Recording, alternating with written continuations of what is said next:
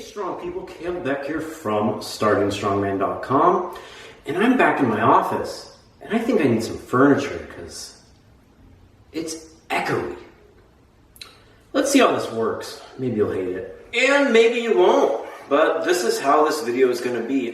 Before I get started, make sure to go to store.startingstrongman.com for all of your strongman training needs, including my book, How to Train Strongman in a Regular Gym, and products from top companies such as Circus USA, SBD USA, Spud Inc., and more. Tacky, stone sleeves, anything you need for strongman. It's at store.startingstrongman.com. And if you can't find it there, go to amazon.com/shop/startingstrongman. And anything else you buy on Amazon helps me be able to put some furniture in here, I guess. So today I'm going to be talking about the Giants Live Finals. Giants Live, over the past 5-ish years, has really revolutionized the sport of strongman as far as a live experience. They've got this nailed. It looked like it was another sold-out crowd in Manchester for the Giants Live Finals, their last show of the year. Top 3 go to World's Strongest Man in 2020, wherever that will be. Make sure to hit subscribe. Because as soon as I know, I let you know. Sometimes I'm wrong. I'm not really wrong. Like last year I said it might be in LA. That was all in the works. It just ended up being in Florida. That's how the world of strongman works. So that's why I call them rumors until they're official. So anyways, this was yet another entertaining, fast-paced show. I watched it on officialstrongman.com. You can too, for one low payment of $9.99 a month. Even I pay it. It was a bit lighter on paper than a lot of the events, and I think this is on purpose as it's the last show of the year. They know everyone's a bit beat up, and every show doesn't need to beat all of these athletes' dick into the dirt like a lot of them do. You can do a little bit lighter and have some events that aren't going to, crush anyone. I didn't see too many major injuries. I think Mikhail Shivlikov hurt his hamstring on the deadlift, but with 13, 14 competitors at a strongman show, that's about as good as you can get as far as not hurting anyone, or majorly at least. It featured, 100 kilogram / 220 pound circus dumbbell, 350 kilo / 770 pound axle deadlift. But I'm going to get into why those events didn't, even though you're looking at them, it was just a little, it's kind of light for a strongman show. But I think the axle deadlift was slightly a deficit, unconfirmed, but it looked like it was lower than normal, which made it harder. Numbers seemed somewhat down. And the circus dumbbell was like this big concrete sphere and had these little metal strips covering it, not all the way, just strips. So I think it was a little harder to put on the athlete's shoulders. Some of them had trouble. And that makes things harder. And something I try to clarify to people, but it just seems to go in one ear and out the other, is the weight is just one of the factors of what makes a strongman event difficult or not. This is not powerlifting. This is not weightlifting. Nothing is standard. That's the whole beauty of strongman. It's just random things that somebody thought up, it seems like. And every, one log can be different. This one, so the weight can be arranged, but has to be by how hard it was. And it looked like these were slightly harder than normal. And hence appearing lower weight, but reps weren't really up or even down in some instances from heavier, easier, you could say, equipment. So let's go on to the show. Athletes: Mateusz Kieliszkowski, Mark Felix, Alexei Novikov, Robert Oberst, Adam Bishop, Tom Stoltman, Luke Stoltman, Mikhail Shivlikov. I wonder if they make Luke and Tom share a room. I assume so, probably bunk beds. Mikhail Shivlikov, Kevin Ferris, Evan Singleton, Iron Bibby, Ben Brunnen, Terry Hollins. The events, again, 100 kilogram circus dumbbell for reps, 350 kilogram axle deadlift for reps with straps as the man himself intended. All praise your figure 8 straps. A 450 kilogram car walk for 20 meters. A Hercules hold, because if you're going to make a giant implement like they did for, what was it, Europe's, you better keep using that damn thing. You get to get your use out of it, because that wasn't cheap or easy to make, I can guarantee you. And of course, 5 Atlas stones ranging from 120 kilograms, about this high, to 200 kilograms, about this high. That's a rough estimate. That is not official. And none of these results are official either. So the first event started off with the 350 kilogram, 770 pound axle deadlift for reps, which, like I said earlier, seemed to be slightly difficult. Most of the competitors ended up in about the 3 rep range due to, I believe, slightly lower than standard height. And of course, an axle is bigger around. So if you think you're gripping something here, here, oh geez, this is getting weird. Here, and then it's here, makes it a deficit on its own by ½ an inch. With Mark Felix and Alexei Novikov got 7 reps apiece for joint first place, and they were joined by Adam Bishop, who went last, I think, hard to remember all of this 48 hours later, who looked like he was going to get like 10. He just went up and down and up and down, and he's just showing that he is one of the best deadlifters for reps in the world. But he had like 30 something seconds left, already got 7. It looked like without even taking a breath, and then it caught up with him going so fast. Maybe that's just his style. Just has to get them all in. The resting in between doesn't help. So it ended up in a joint, a 3-way tie for first place with Mark Felix, Alexei Novikov, and Adam Bishop. In second place was Tom Stoltman with 6, who seems to just keep improving his static strength, just improving over and over. In third place was Mikhail Shivlikov, who looked very strong and then stopped with, it looked like a hamstring injury. And Ben Brunin, who ends up being impressive throughout the day, just so consistent, also tying for third place with, I think they got 5 apiece. But I think the most interesting thing was Mateusz Kielczykowski. Oh, I said that worse as I've said it in like 3 years. Sorry. He looks to really be improving his deadlift. I said this in the preview show that him, in his deadlift, this show would be interesting because it is slightly lighter than we see normally, and how would his performance be? And he got 3 reps, which I think for him in a deadlift is an improvement. But he had 2 that were all right at lockout.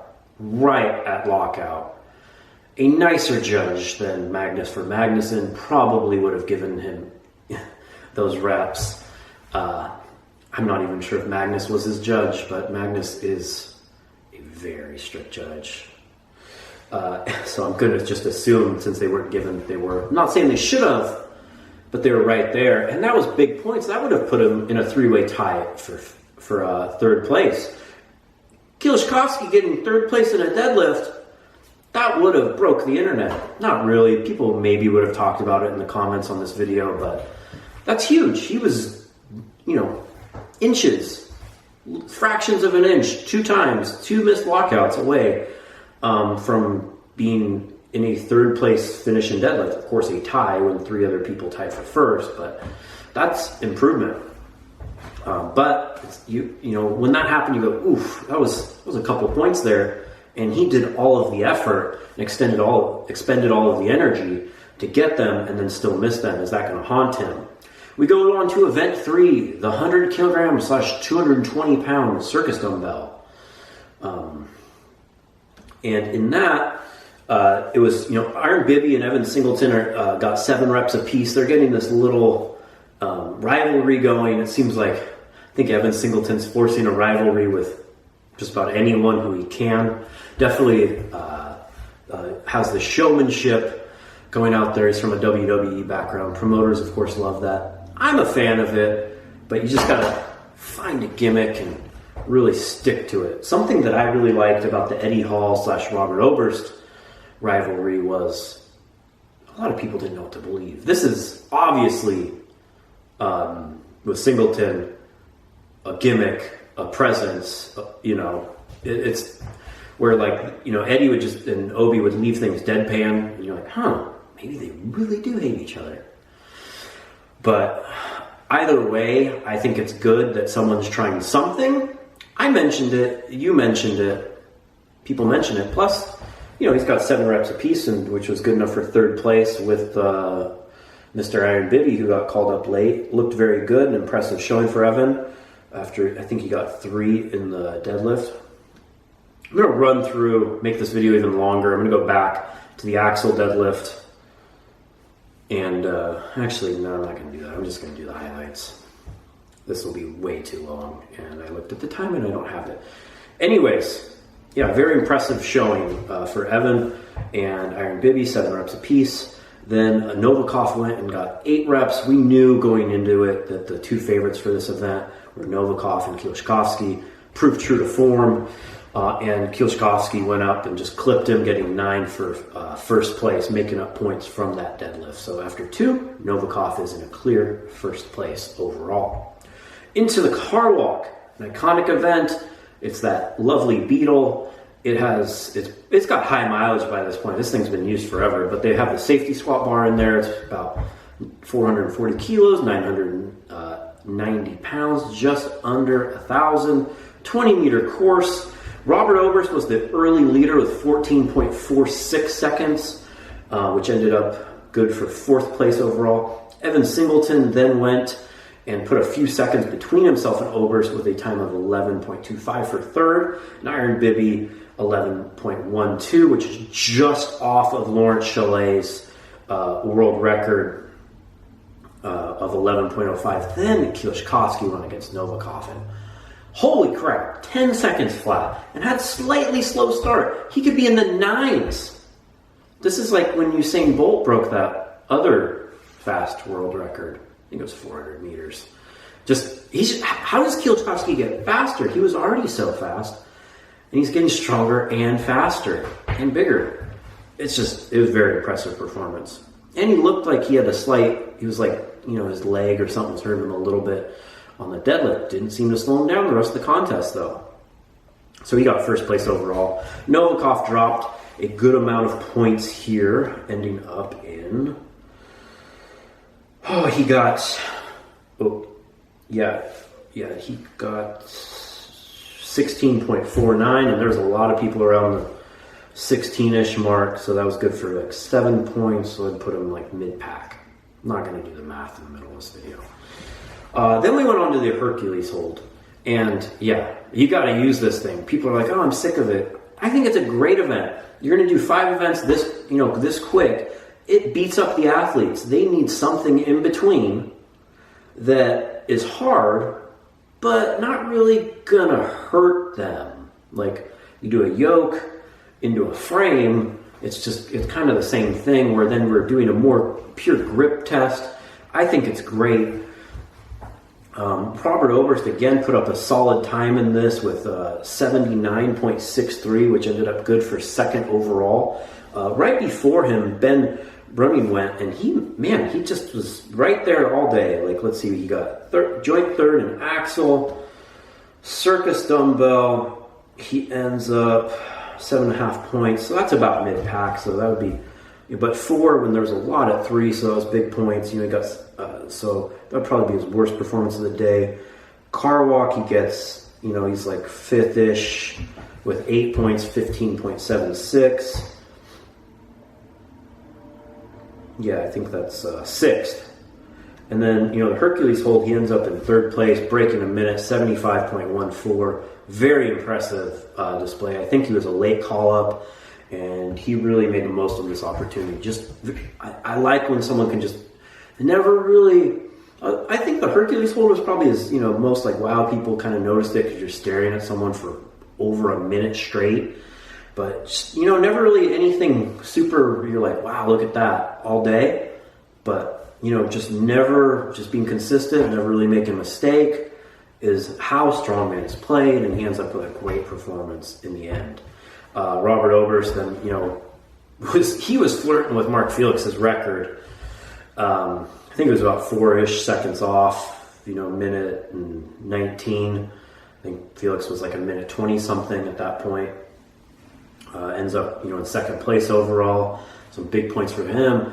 Then sung happy birthday to his son Atlas. That was awesome. Then Mark Felix went, of course, and broke his own world record again. And that's always fun with a time of 87.52. Kioskowski only got 5 points in the event. 49.59, really struggled there. Other notable times, Novikov got another point on him, 55.56 with 6 points. So that was big for him. Adam Bishop, only 4 points, struggled. And again, it just seems to really, both Stoltmans got, Tom got last in the event with 34.03. And you would think that he's got big hands and he should be good at this event, but there's just something that's just not clicking. He's continually losing points in this event. He might set the thing on fire for next year because he does so good at everything else, and it just seems to be just really eats at him. And his brother Luke got 43.69 for 2 points in the event. Singleton got big points. Iron Bibby did very well with 70.59 for 10 points, and Singleton 9 points with 68.72 respectively. On to the Atlas Stones. This is where it got really interesting. It was so tightly bunched. Like, let's look at the results after the Hercules hold. We had tied for first place was Novikov and Bibby with 37 apiece, followed by Kiliszkowski with 35.5, and Ben Brunin with 35. And who else was up there? Mark Felix had 32. Whoa, he's right up there. Adam Bishop with 30. So it's very, very close going to the Atlas Stones. And watching it, Ben Brunin put up a very fast time. Well, first, Ben Brunin he put up a very fast time of 26.79 for 10 points.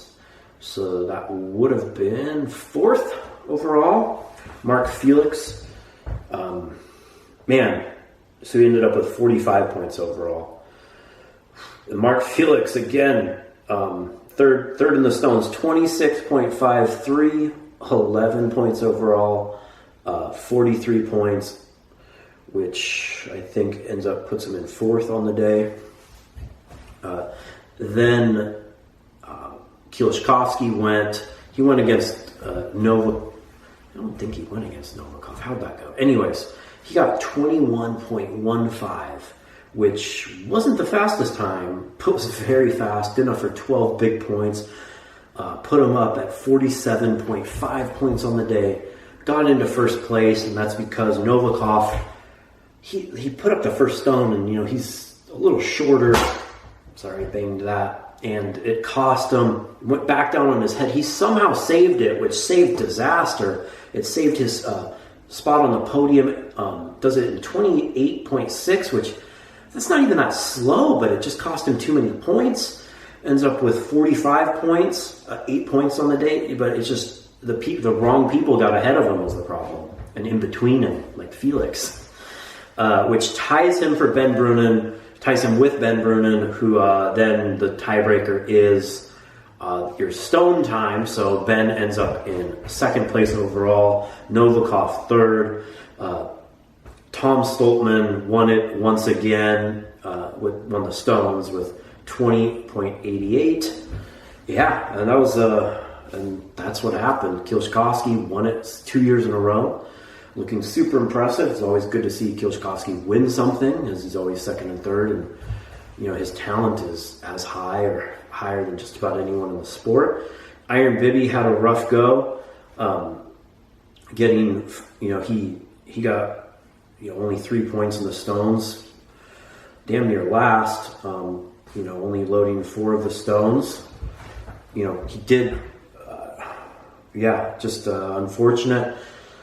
For him, just needs more work on that. He's so big in front. I don't know how much access he has to stones. He looked good overall, though. He's tied for first going into the last event. Ends up 40.